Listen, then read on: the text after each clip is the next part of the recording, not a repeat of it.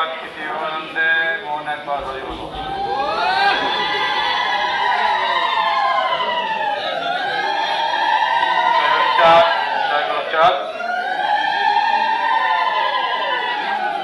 আজকের এই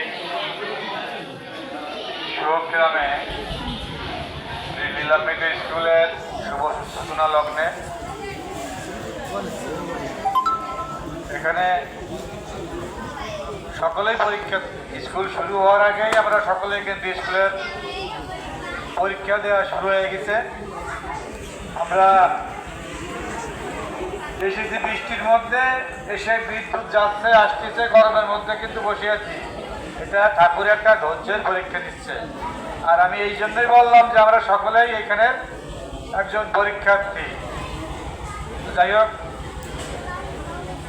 জয় জয় হরিচাঁদ, জয় কৃষ্ণ দাস, জয় শ্রী বৈষ্ণব দাস, জয় গৌরী দাস, জয় শ্রী স্বরূপ দাস, পঞ্চসহদার পতিত পাবনায়ত হইল অবতার, জয় জয় গুরুচাঁদ, জয় হীরামন, জয় শ্রী গোলকচন্দ্র, জয় শ্রীলোচন, জয় জয় দশরথ, জয় মৃত্যুঞ্জয়, জয় জয় মহানন্দ প্রেমানন্দময়, জয় নাটু, জয় বল্লু, জয় বিশ্বনাথ, বিশ্বদাস করে মরে করো আত্মসাত।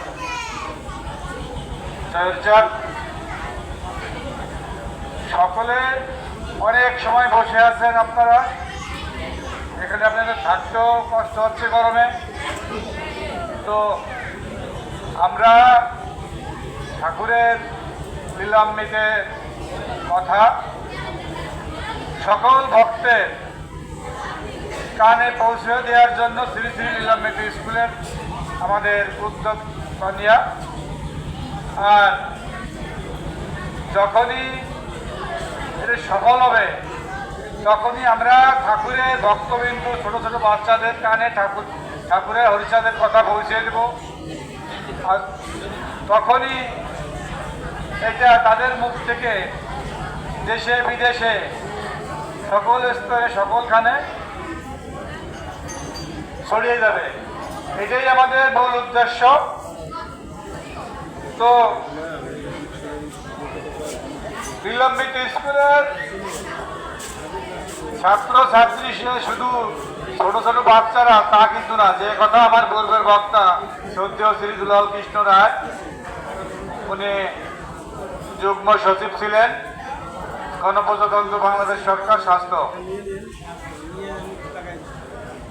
এবং আন্তর্জাতিক মতবাচার মহাসংঘ কেন্দ্রীয় কমিটির সাধারণ সম্পাদক, বিভাগীয় খুলনা হরিমন্দির ও গুরুচাঁদ ছাত্রাবাসের সভাপতি। উনি আমাদের সংক্ষিপ্ত সময়ে দিক নির্দেশনামূলক ঠাকুরের কথা বলে গেলেন। এখানে আমার বিশেষ কিছু বলার নেই। আমি সকলের কাছে অনুরোধ রাখব, ঠাকুরের যে দ্বাদশ বাণী আছে আমাদের, সদা সত্য কথা বলা, প্রথম বাণী হচ্ছে সদা সত্য কথা বলা। শ্রদ্ধেয় দুলালবাবু বলে গেলেন, সত্য কথা যদি আমরা 12 বছর একভাবে বলতে পারি তাহলে আমরা কিন্তু বাক সিদ্ধ হতে পারি। আমি মনে করি সহজে সত্য কথা বলতে পারলে পরে আমরা ঠাকুরের দর্শন লাভ করতে পারি। তো দ্বাদশ আজ্ঞা, দ্বাদশ বাণী, এটা একটা ঠাকুরের যে মতুয়াদের 12টা স্তম্ভ, যে দ্বাদশ বাণী না মানতে পারলে আমরা পুরোপুরি মতুয়া হতে পারি না। আমরা চেষ্টা করব ঠাকুরের দ্বাদশ বাণী মানার, পড়া।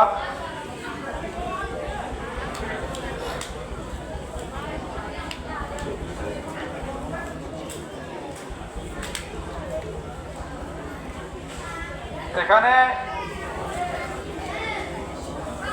শুরুর প্রথমেই যখন পাশে হয়তো কোথাও মসজিদ আছে, সেখানে আজানের টাইম হয়েছিল। শব্দটা ছোট করে দিচ্ছিল। তো কাগজ বাণীর কিন্তু একটা বাণী আছে, কারো ধর্মের নিন্দা করিও না। আমরা যদি ঠাকুরের কাগজ বাণী মানতে পারি তাহলে কিন্তু এখনকার প্রেক্ষাপটে যে সমস্যাগুলো এগুলো আসে না। চরিত্র পবিত্র ব্যক্তির প্রতি জাতিভেদ করিও না, বাহ্য অঙ্গ সাধু সাজ ত্যাগ করো। তো আমার ভিতরের মানুষটাকে যদি আমি জাগ্রত করতে না পারি, আমি ভিতরের থেকে যদি পরিষ্কার না হই, পরিষ্কার জামা গায়ে দিয়ে আমার কি লাভ হবে? এটা বুঝতে হবে আপনাদের। আমি সকলের কাছে অনুরোধ রাখবো, আপনারা নিলাম্বিত স্কুলে আসবেন, এসে বোঝার চেষ্টা করবেন। আর আমরা চেষ্টা করে নিলাম্বিত স্কুল শুভ সূচনা করবো, উদ্বোধন করবো, আসবো, অনুষ্ঠান করব। এতে কিন্তু খুব একটা লাভ আমরা পেতেও পারি, নাও পারি, যদি না আপনারা এই স্কুলের প্রতি আপনাদের সদয় দৃষ্টি না থাকে, আপনারা যদি এটাকে ধরে না রাখেন। আমি সকলকে অনুরোধ রাখবো, আমরা স্কুল উদ্বোধন করব, কিন্তু পরবর্তী দায়িত্ব আপনাদের। আমাদের দায়িত্ব ছোট্ট, আমাদের দায়িত্ব একদিনের 4 ঘন্টা 5 ঘন্টার দায়িত্ব। আমরা এসে নিলামিক স্কুলের শুভ সূচনা করে চলে গেলাম। এরপরে কিন্তু ভবিষ্যৎ 100 বছরের চিন্তা করে, 100 বছরের চিন্তা করে আপনাদের স্কুলটা, প্রতিষ্ঠানটা ধরে রাখতে হবে। আর তখনই কিন্তু এটা সফল হবে। আমি এখানে জানতে এসেছেন স্থানীয়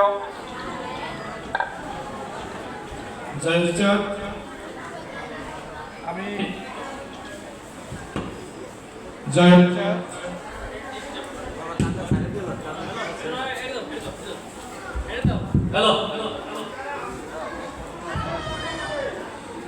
চাঁদ